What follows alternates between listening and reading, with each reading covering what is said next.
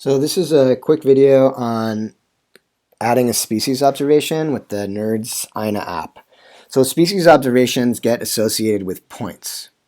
So what I'm going to do here is, first thing I'm going to do is I've logged in, and now I'm going to fetch data from the web. And you need to do this before you go out in the field, otherwise you won't have any data. So I'm going to click points. I can fetch all my data if I want, but I'm going to just do points and species observations, and I'm going to click fetch data.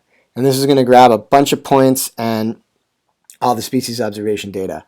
If there's a situation where I just want to say I just added something to a drop-down list and I want to quickly push the drop-down list from the web to my app, I can click update drop-downs, and that'll just grab any new items from the web. So I've already set up my drop-down lists on the web. I've set up my taxa lists. I've set up my alive, dead, and sign observation lists.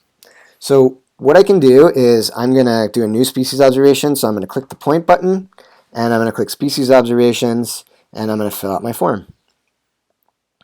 So basically the way this thing works is if I click incidental, or if I click burrow, it should pop up. If I have access to seabird burrows, it'll actually pop up a list of my seabird burrows.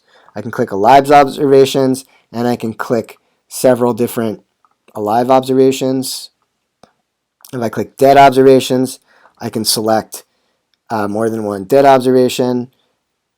And if I need to go back into the record, I can click on the point and click data, and then just come back in and edit it. If I click sign, same kind of thing. I can click sign observations. And if I click mixed, it gives me the option to select more than one thing.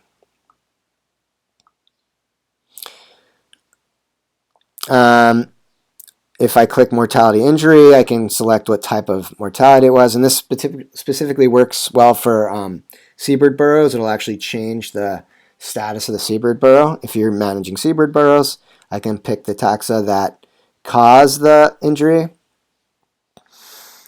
And I can also enter any photos down here.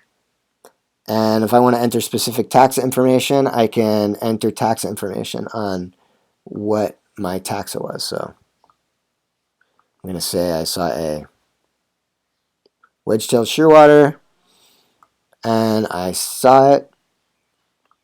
And what's cool about this is I can do multiple. So maybe I saw one, and I also saw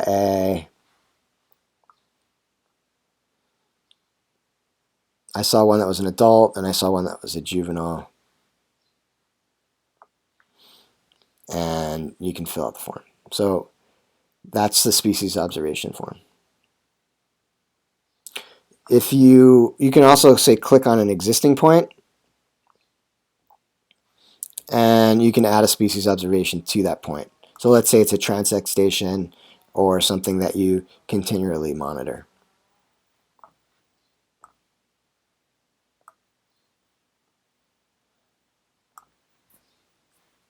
And so that's a quick demonstration of species observations. Actually, one more thing. If you switch this thing, you can switch to offline mode, and then you can collect data.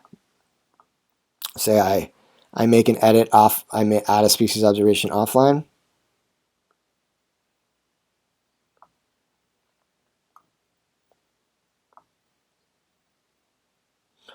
Then when I get back into online mode, I can push that data to the web. All right, thanks for watching. If you have any questions, let me know.